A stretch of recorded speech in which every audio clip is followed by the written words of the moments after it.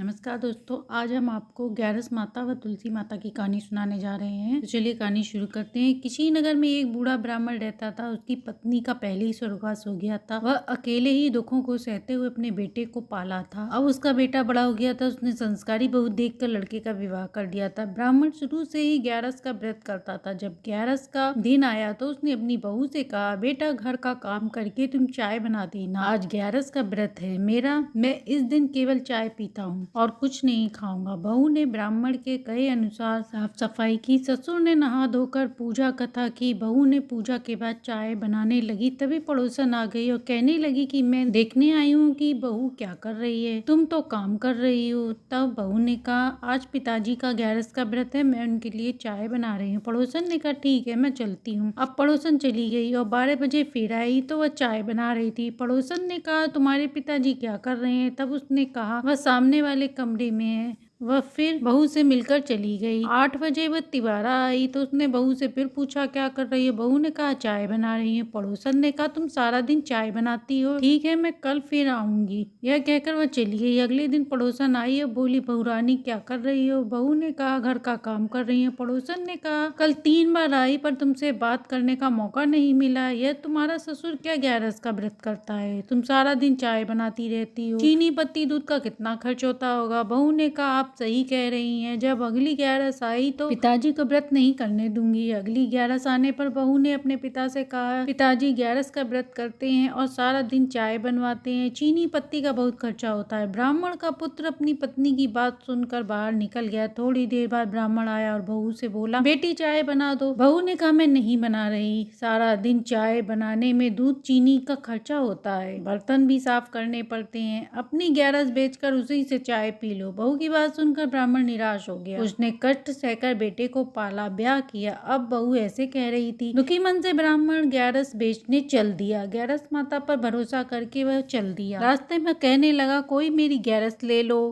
उधर छत पर रानी खड़ी थी। उन्होंने उस ब्राह्मण को सुना तो वह दासी से बोली, ग्यारस भी कोई बेचने की चीज है? देखो कौन ग्यारस बेच रहा है। बूढ़े ब्राह्मण के पैर सूज गए थे। दासी ने उस ब्राह्मण को बुलाया और रानी को बुलाया। रानी ने ब्राह्मण से कहा, लो चाय पी लो। ब्राह्मण ने कहा, नहीं, मैं चाय नहीं पीऊंगा, ग्यारस को बेचकर जो पैसा मिलेगा उसी से चाय बनाऊंगा। रानी ने कहा, ग्यारस भी कोई बेचने की चीज है? तब रानी ने राजा को बुलाया और सारी बात बताई और कहा कि बूढ़ा ब्राह्मण ग्यारस बेच रहा है, आपसे मेरी प्रार्थना है कि इसकी ग्यारस खरीद लो। राजा ने ब्राह्मण से कहा कि तुम्हारी ग्यारस खरीद लूंगा। सारे राज्य में ढिंढोरा पिटवाया गया कि राजा रानी ग्यारस खरीद रहे हैं। सभी लोग महल की ओर जाने लगे। ब्राह्मण की बहू ने सुना तो वह भी वहां पहुंच गई। अब रानी ने पूछा, तुम ग्यारस का क्या मोल लोगे? तो ब्राह्मण ने तराजू मंगवाया और एक पल्ले में कहा, मैं बैठूंगा और दूसरे में कोई भी मूल्य रख देना। सबके तराजू ले आए। एक तरफ ब्राह्मण बैठ गया, दूसरी तरफ राजा ने चांदी सिक्के रख दिए। सारे सिक्के रखने के बाद तराजू नहीं हिला।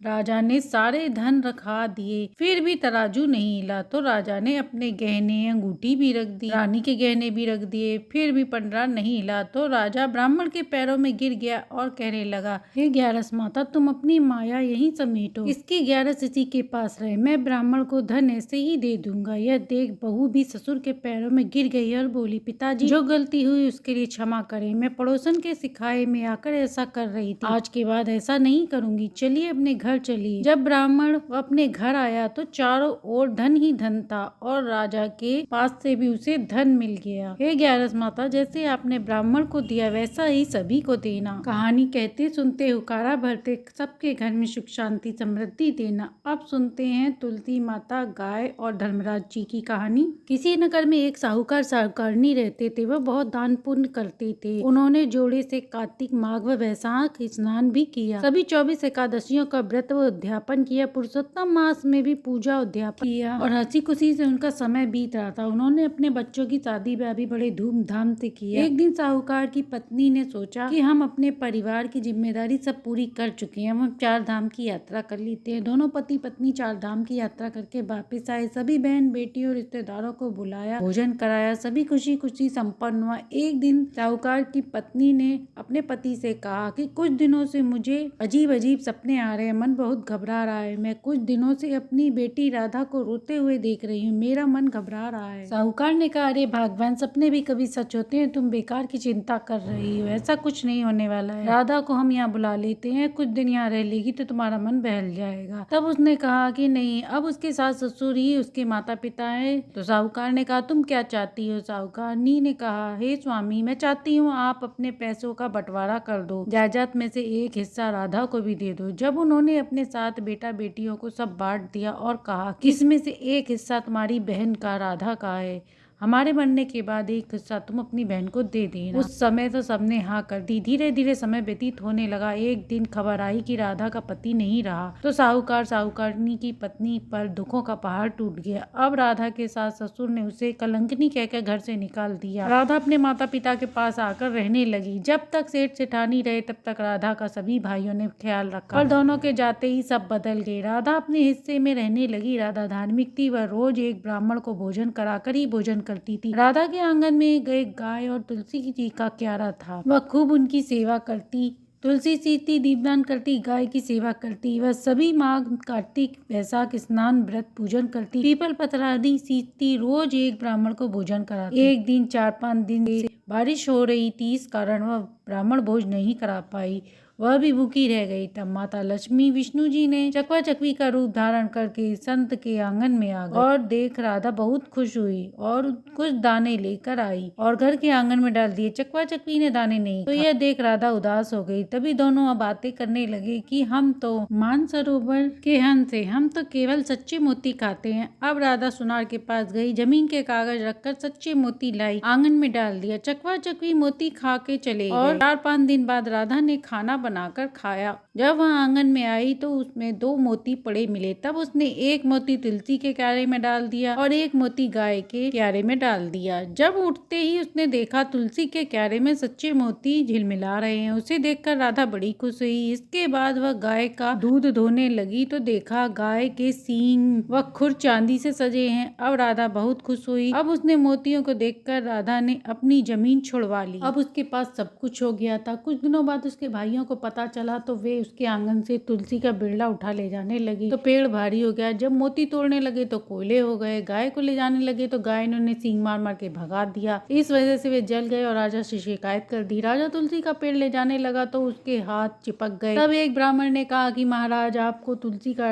बिरला लाना नहीं चाहिए था, यह सब तो राधा का है। यदि आप हाथ छुड़ाना चाहते हैं तो राधा से क्षमा मांगे। राजा ने अपनी गलती की क्षमा मांगी। उधर धीरे धीरे समय व्यतीत होने लगा और राधा बीमार हो गई। उसने अपनी गाय ब्राह्मण को दान कर दी और राधा की तबीयत ज्यादा खराब होने के कारण काल उसके सामने आकर खड़ा हो गया। राधा की मृत्यु हो गई। वह बहुत पवित्र थी। उसने गाय को दान किया, इसलिए वह क्षण भर में ही बैतरणी नदी पार कर गई। इसके द्वारा वस्त्र दान करने से उसे शरीर पर कपड़ा मिला। वह रोज ब्राह्मणों को भोज कराती थी, इसलिए उसके द्वारा किए गए कर्म दान पुण्य से उसे भूखे नहीं रहना पड़ा। यमदूतों ने धर्मराज जी से कहा, हे धर्मराज जी, इस पवित्र आत्मा को लेकर आए हैं, आप आज्ञा दे। धर्मराज जी ने चित्रगुप्त ने लेखा जोखा देखा और सुना। उसने कहा कि इसने अपने जीवन में खूब दान पुण्य किए, अच्छे कर्म किए, उपवास, गाय दान, धर्म राज सब किए, पर इसने कभी भी आपके नाम का कोई दान पुण्य या व्रत नहीं किया। तब यमराज जी ने कहा, हे राधा, तुम बड़ी दानी हो, बड़ी भाग्यवान हो, लेकिन तुम मेरे नाम से कुछ नहीं किया। तब राधा ने कहा कि मुझे इसका ज्ञान नहीं था, इसलिए मैंने कुछ नहीं किया। यह व्रत कैसे करते हैं मुझे नहीं पता। तब धर्मराज जी ने कहा, मेरा यह व्रत कर मकर संक्रांति से शुरू होकर कुछ लोग इसे 6 महीने तक करते हैं, कुछ लोग साल भर, कुछ लोग 11-21 दिन करते हैं, कुछ लोग सवा घड़ी, कुछ लोग 7 दिन भी करते हैं। घी का दिया जलाकर हाथ में अक्षत पुष्प लेकर कहानी सुनते सुनाते हैं। बाद में व्रत का उद्यापन करते हैं। उद्यापन में 1.25 सेर ज्वार, 1.25 सेर मोती, 1.25 सेर चांदी की माटी, 1 जोड़ी कपड़ा सोने चांदी का, मेरी मूर्ति, ये सब योग्य ब्राह्मण को दान किया जाता है। यदि सामर्थ्य न हो तो साधारण मूर्ति भी दान कर सकते हैं। नवेद में 1.25 सेर आटे की टुकड़ी बनाकर उसके 4 भाग कर 1-1 भाग छोटे बच्चे को, दूसरा गाय को, तीसरा परिवार में बांट दे, चौथा स्वयं प्रसाद में ग्रहण कर ले। अब धर्मराज जी की बात सुनकर राधा ने कहा, हे प्रभु, मैं आपके नाम का व्रत पूजन उद्यापन करूंगी, आप मुझे 7 दिन के लिए धरती पर छोड़ दें। तभी शमशान घाट में उसके भाई अंतिम संस्कार की तैयारी कर रहे थे। तभी उसके मृत शरीर से हलचल हुई। यह देख सब डर गए। राधा ने भाइयों से कहा, भाई डरो मत, मैं 7 दिन के लिए धरती पर आई हूँ। मैं धर्मराज जी की कहानी कथा उद्यापन करूंगी। उसके भाई उसे घर ले आए। वह घर आई। वह अपने घर आने के बाद कहानी सुनी, व्रत किया, 7 दिन उद्यापन किया और 4 बजे उसकी मृत्यु हो गई। अब की बार स्वर्ग से विमान आया। घर में दिए जगमगा रहे थे। इस प्रकार धर्मराज जी के व्रत से राधा को स्वर्ग मिला। हे तुलसी मैया, हे धर्मराज जी, जैसे आपने राधा को दिया ऐसे ही सब कहानी सुनते सुनाते हुकारा भरते सबके घर में सुख शांति समृद्धि दे। कहानी अच्छी लगी हो तो लाइक एंड सब्सक्राइब करें।